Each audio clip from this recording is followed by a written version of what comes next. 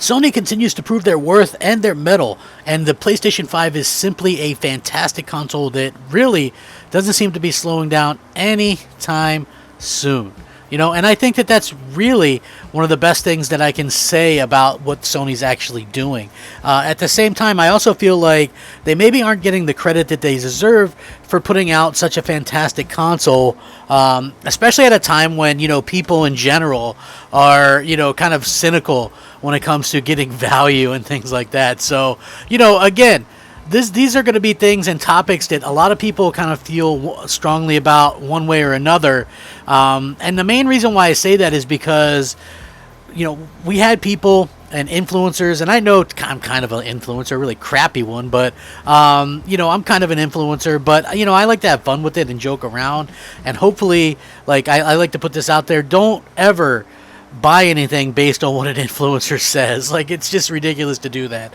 Like, I could do a review and think, hey, this game's great, but that game, because I think it's great, might not be great for you. So, you know, keep it kind of in that realm when you think about what influencers do. And a lot of influencers, not me specifically, because I don't get paid anything by any of these companies, but if they're getting something in return for it, are they really influencers, or are they like paid influencers at that point? Like, really realistically, like, if you're getting a free game or a free controller or a free console, then I would say that that's less credible than someone who's not just giving an opinion. But in general, it's asinine to listen to an influencer no matter what, when in terms of what you should buy or what you shouldn't. You know, but again, I love seeing this stuff, and this is the exact kind of stuff that I think fans everywhere are going to be super excited for. What's up, everybody? This is me, Crap Gaming.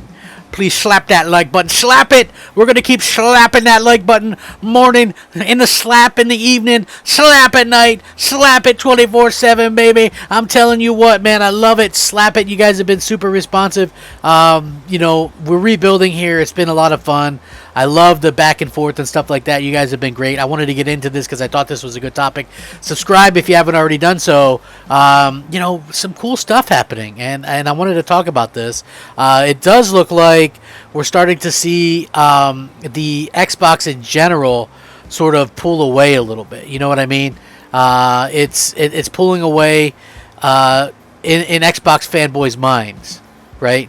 So, you know, again, this is a situation where the PlayStation 5 is really punching above its weight when we see these comparisons, and a lot of people just like to talk trash, talk out of their rear ends, and, you know, at the end of the day, Sony is proving a lot of people wrong, you know, and I love the fact that they're doing that, because for some reason, despite the fact that they've won almost every generation and really stormed back in the generation against the Wii, people still look at them as the underdog for some reason, and I'm not quite sure why. So now that we're seeing a lot of these kind of face-offs and a lot of these things that are showcasing what the PlayStation 5 can do, and people are really just kind of losing their minds over it, okay? So if you go back, when I was talking about the PlayStation 5 and I said what I was particularly looking for, it's not so much a frame rate or a resolution, although I have to say the 60 frames option on everything is a chef's kiss. Mwah! I love it. You know, so that's great in that aspect. But the other aspect was, when it comes to resolution, people ask me, what do you want to see? And I say, honestly, 1440p, 60 frames, put some ray tracing, bells and whistles, I'm a happy camper. And we've been getting that a lot with what Sony's been putting out with the PlayStation 5. And now we have even another comparison. And there might not be a quote-unquote tons of reasons to own next-gen stuff, and, you know, we are getting Ratchet and Clank tomorrow, which I think is fantastic, but in general, I think there's something like 6 games that aren't playable on previous gen hardware so far, and we're half a year into the generation, so it's a little bit different. But we do see that, according to this new face-off Final Fantasy VII, which they're facing off against themselves, remake integrate PS5 loads in just 2 seconds, runs at over 1440p, 1620p, and 60 frames per second mode. So this is some fantastic stuff with what they've been able to sort of accomplish.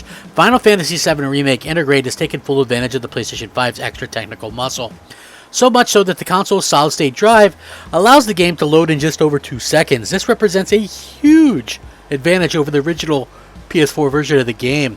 There was a video posted up that has revealed that Final Fantasy VII Remake Integrate loads in 2.10 seconds compared to 39.83 seconds on PS4 Pro and 43.69 seconds on the PS4.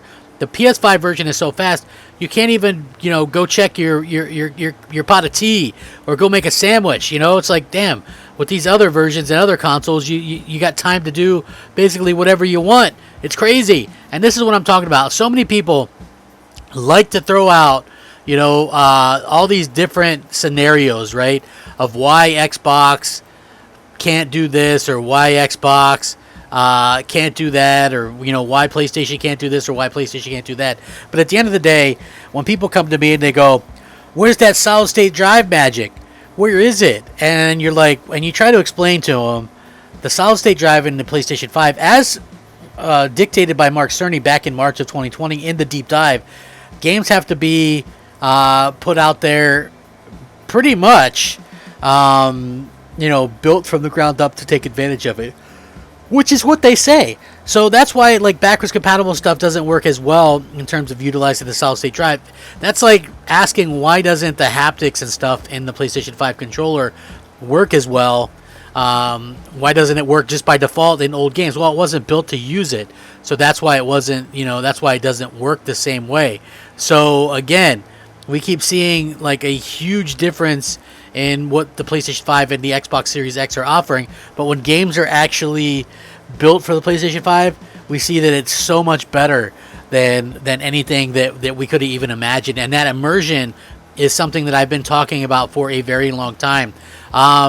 Elsewhere, it's been revealed that the PlayStation 5 version of the critically acclaimed RPG, which is the first entry in a multi-part effort to remake the 1997 PlayStation 1 classic, runs at 1620p when played in 60 frames per second mode.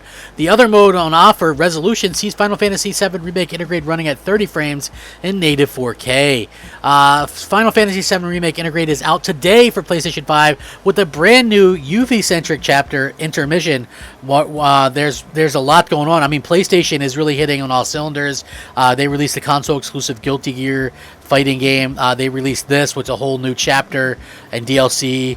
They obviously released Ratchet & Clank tomorrow. It's just hit after hit after hit, and we're seeing exactly what the solid state drive and powerful next-gen hardware can do.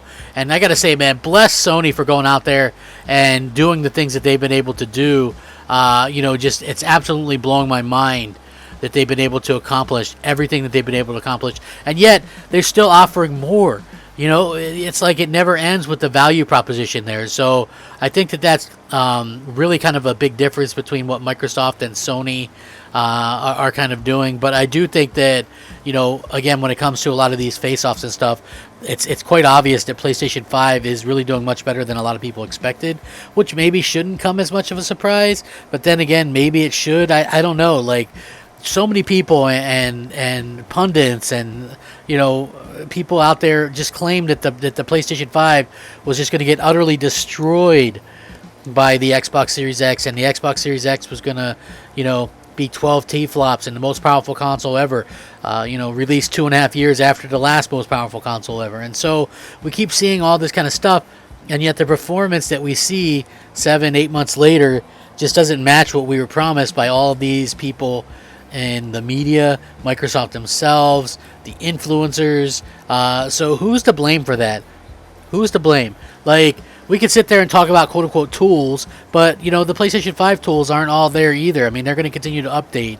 So Phil Spencer in 2019 said he has an Xbox Scarlet, which is a Series X, and was playing it, and he can't go back to the other Xbox now. But what was so great about it that he was playing, if it's still missing all these tools and they didn't get the chipsets and this and that, there's some lies going on here behind the scenes. There's something going on, but what can I say? Slap that like button. Donate in the super chat. Believe in me like I believe in your dollar bills, ladies and gentlemen. So, as always, man, I'm having a good time over here. We go off the rails, but it's all for a good time, and much love to each and every one of you. Thank you for, supporting the channel and just being awesome folks, as always. So have a great day. Take a minute to slap your mama, slap Phil Spencer, slap me, slap each other, and slap the Three Stooges while you're at it. Slapfish. Thank you guys very much for rocking out with me. Have a fantastic day. Crap Gamer out.